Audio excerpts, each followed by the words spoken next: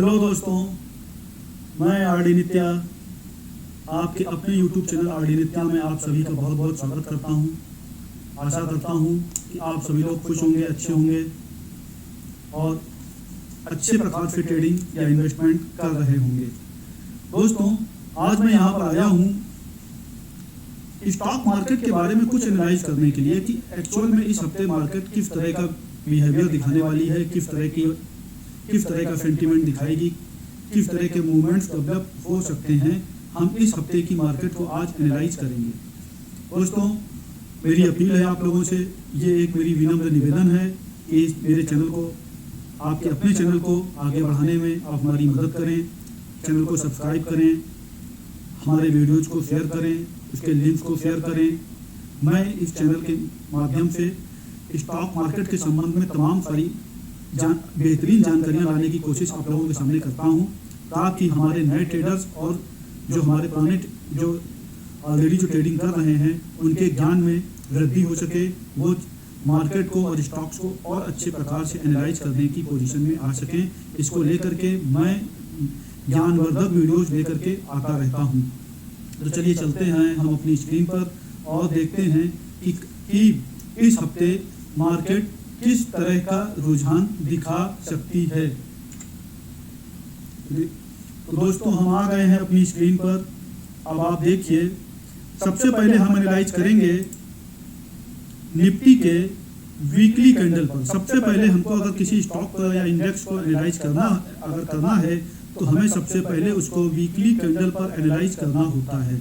तो देखिए, निफ्टी की वीकली कैंडल अभी क्या कह रही है। तो निफ्टी की वीकली कैंडल एक डाउन ट्रेंड को शो कर रही है, एक डाउन ट्रेंड मोमेंटम को दिखा रही है और इसके अलावा ये भी दिखा रही है कि निफ्टी अभी एक चैनल में यानी कि एक साइडवेज रेंज में फंसी हुई है। जब तक निफ्टी का ये रेंज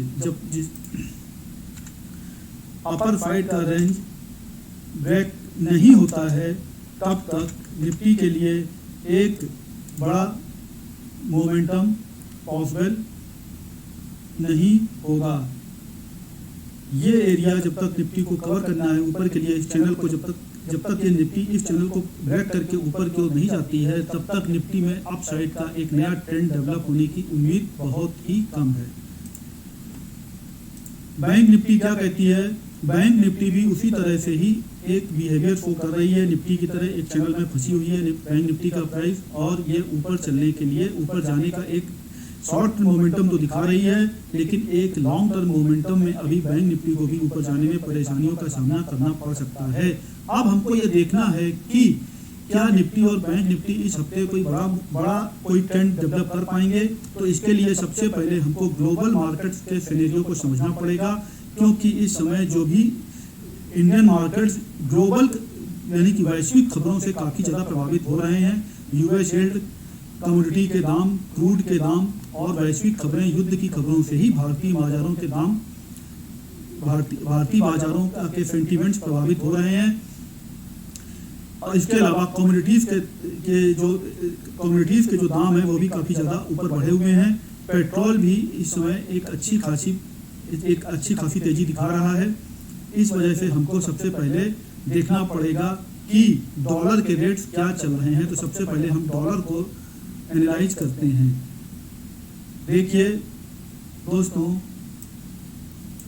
डॉलर और रुपए का हम अगर चार्ट का डॉलर रुपीस का चार्ट अगर हम एनालाइज करते हैं तो हम देख रहे हैं कि अभी डॉलर जो है वो काफ़ी तेज़ी में है रुपए के अगेंस्ट। रुपया डॉलर के मुकाबले काफ़ी कमज़ोर चल रहा है, और ये केवल भारतीय मुद्रा यानी कि रुपए के साथ ही ऐसा नहीं है, बल्कि दुनिया की अदर इमर्जिंग मार्केट्स के साथ भी ऐसा ही है। दुनिया की अदर इमर्जिंग मार्केट्स की करेंसीज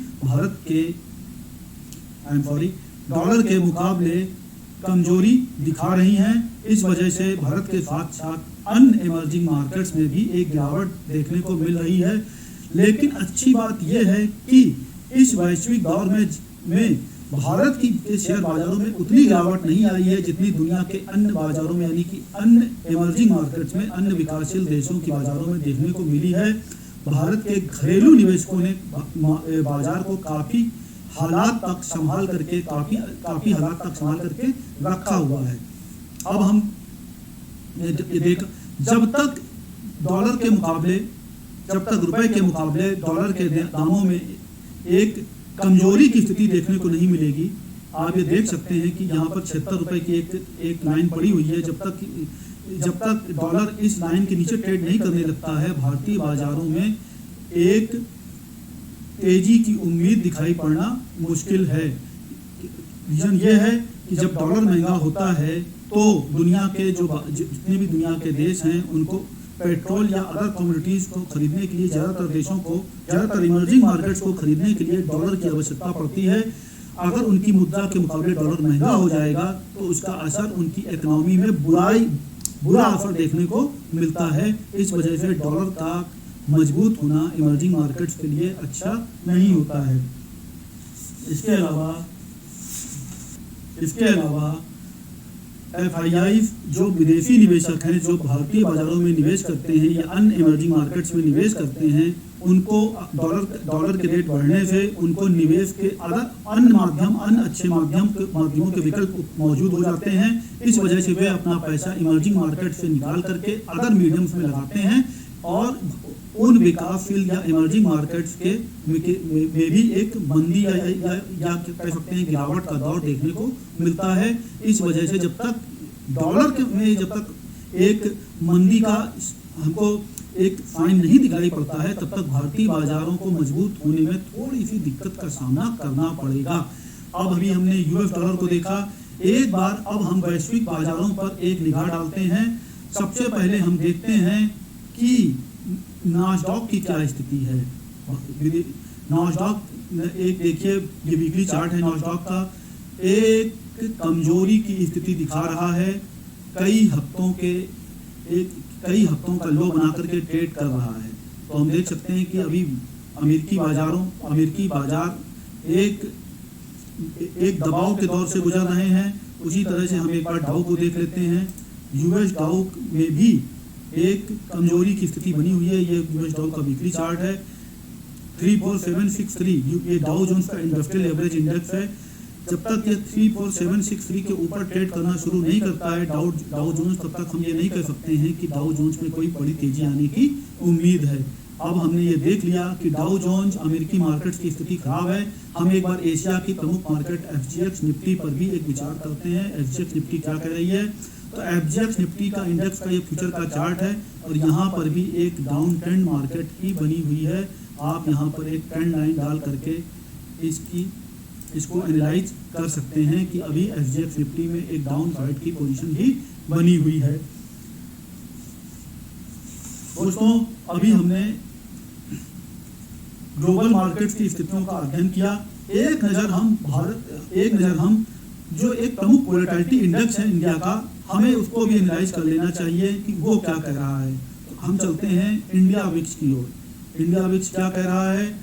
इंडिया विक्स का नीचे की ओर रहना हालांकि भारतीय बाजारों के लिए एक बेहतरीन बात है। इंडिया विक्स का चार्ट ये है, इंडिया विक्स अभी 20 के नीचे ट्रेड कर रहा है, 19.97। 20 के नीचे रहना यह दिखाता है कि भारतीय बाजारों में कोई बड़ी मंदी, कोई बड़ी गिरावट आने की उम्मीद नहीं है। अभी मार्केट इसी दायरे में ही ट्रेड कर सकते हैं इस हफ्ते के लिए। अब हम ये एनालाइज करते हैं कि शुक्रवार के दिन मार्केट ने, यानी कि जो इस हफ्ते का बीते हफ्ते का जो आखिरी दिन था, उस दिन मार्केट ने किस तरह का ट्रेंड या मोमेंटम दिखाया है। तो निफ्टी उस दिन यानी कि लास्ट फ्राइडे को 1% की गिरावट के साथ ट्रेड कर रही थी। जो उसकी क्लोजिंग हुई है वो लगभग 1% की गिरावट पर हुई है और बैंक निफ्टी 1.50 यानी कि 1.5% से की ज़्यादा की गिरावट के साथ क्लोज हुई है। तो अभी भारतीय बाजारों में लगभग एक दबाव का दौर देखने को मिल रहा है। अभी मैं इस संडे यानी कि कल एक वीडियो डालूंगा जिसमें मैं इंट्राडे लेवल के आधार पर मार्केट को एनालाइज करने की कोशिश करूंगा। दोस्तों, आप उस वीडियो पर ध्यान दीजिएगा। वो उस वीडियो से में हम डेली के लेवल्स की हमको कहाँ पर ट्रेड करना है, कहाँ पर बाई करना है, कहाँ पर सेल करना है, हम इन लेवल्स के आधार पर बाजारों को एनालाइज करके ट्रेडिंग का प्लान बनाएंगे। वीकली आधार पर अभी हम कह सकते हैं कि भारतीय बाजारों में ना तो कोई बड़ी अभी गिरावट आने की कोई साइन है, ना ही कोई बड़ी मंदी आने का साइन है। तो यानी कि भारतीय बाजार अभी एक दायरे में ही ट्रेड करेंगे। उम्मीद है कि आपको मेरी ये इंफॉर्मेशन, मेरा ये व्यू पसंद आया होगा। आशा है कि हम लोग एक बेहतरीन तरीके से इन्वेस्टमेंट और ट्रेडिंग के पैटर्न को जारी रखेंगे। धन्यवाद।